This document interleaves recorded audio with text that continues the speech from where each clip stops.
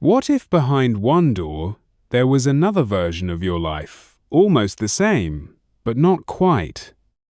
This is a story based on true events about a girl who found a hidden room that led to something very strange. Mia had always dreamed of living in a big old house, the kind with hidden staircases, attic windows, and long hallways that echoed when you walked. So when her family moved into a crumbling Victorian house on the edge of town, she was thrilled. It had twisting banisters, stained glass windows, and a garden that looked like it hadn't been touched in years. Crows perched on the roof like they owned the place. The neighbors all stayed quiet when they saw the moving truck arrive. Inside, everything smelled like old paper and cedar wood. The wallpaper peeled in curly strips. The mirrors had cloudy spots that didn't come off, no matter how hard you wiped. And sometimes, when the wind blew, the house would creak as if it were whispering secrets through the floorboards. But none of that bothered Mia. She loved exploring every corner. She opened closets, peeked behind dusty curtains, and tapped on the walls just to see if any of them sounded hollow. That's when she noticed the hallway on the second floor room her parents hadn't noticed. It didn't lead to any bedrooms or bathrooms. It was just there. At the end of that hallway was something strange, a massive old dresser that looked like it had been there forever. It blocked a small door barely 3 feet high. Mia ran to tell her mum and dad, but they just laughed. Probably just a crawl space, her dad said. Forget it. But Mia couldn't forget it.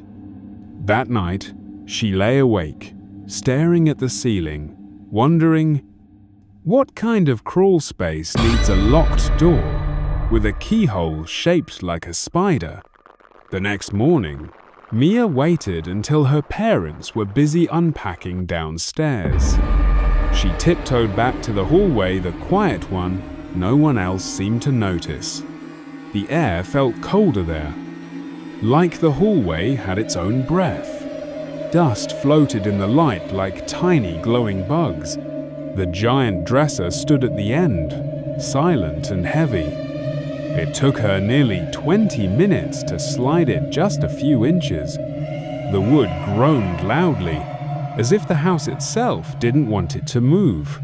Behind it, she finally saw it up close. The tiny door. It was no taller than her knee, painted black, with a silver, spider-shaped keyhole right in the center. No handle, no knobs, just waiting. Mia knocked once, just to see. Knock, knock, knock. Silence. She put her ear to the door, and for a moment, she swore she heard something rustling, whispering, breathing. But when she blinked, it stopped. She searched every drawer, cabinet, and coat pocket in the house, looking for a key. Nothing. That night, she dreamed of the door. In her dream, it slowly creaked open all by itself. Inside, a long tunnel stretched far into the dark. At the end of it, someone stood still too far to see clearly. And just before she woke up, the voice whispered, "We've been waiting for you, Mia." The next morning, the dresser had moved by itself. And the tiny door? It was open. Mia stood frozen in front of the open tiny door. The tunnel behind it looked impossible. It was long, round, and lined with fabric like the inside of a throat. It pulsed gently, as if it were breathing. She knew she should run, tell someone, shut it tight. But something pulled her in. Curiosity. Or maybe something else.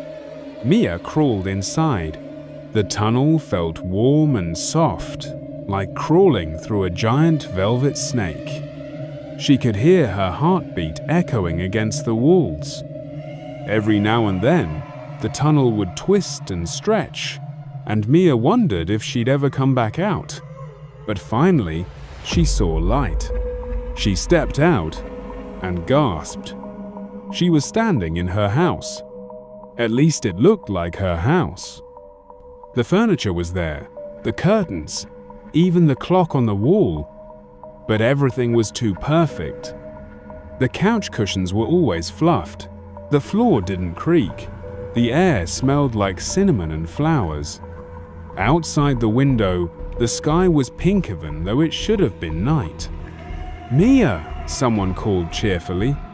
She turned and there were her parents. But they were wrong. Too tall, too still. And their eyes, buttons. Big, black, shiny buttons. Her mother smiled, wide and stiff. "Welcome home, darling. We've made your favorite dinner." Mia took a step back. Her father stood up, his neck turning too slowly, his smile too perfect. "This is your real home now. Stay with us forever, and you'll never be lonely again.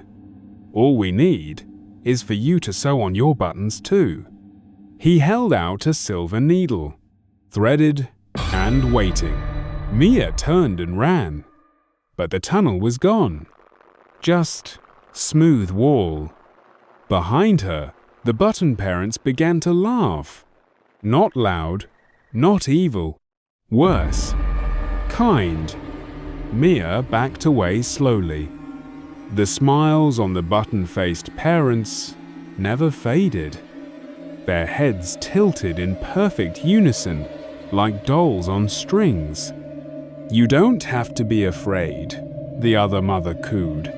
"All the children who came here stayed. They're happy now." Mia didn't answer. She turned and ran through the perfect house, down the too clean hallway, past the too bright kitchen, and into what should have been the living room. But it wasn't. The door was gone. The windows were just black, like the night had been erased. There was no outside, no sky, just dark. She spun around, heart pounding. The button father was already there, standing in the corner, his hands gently folding the silver needle. "You'll love it here once you change," he said softly. "Let us help you become better." Mia screamed. She bolted up the stair-string every door, every hallway. But the house kept shifting. Some doors opened to brick walls. Others led to looping staircases that turned back on themselves. One room had mirror hundreds of them all, reflecting her face with black buttons where her eyes should be. She sobbed, running blindly, until she saw it. The tunnel, just where it had been before. Open, waiting. But just as she reached it, the walls began to close. The fabric walls folded inward like a mouth, trying to trap her. Thin, white hands too many to count reached out from the walls, grabbing at her arms and ankles.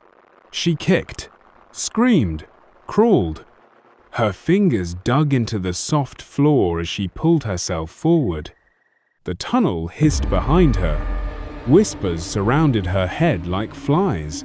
"Stay. Be ours. Sew it on." With one last push, she dove toward the light at the end of the tunnel and tumbled out into her own hallway. The tiny door slammed shut behind her. Mia gasped, coughing.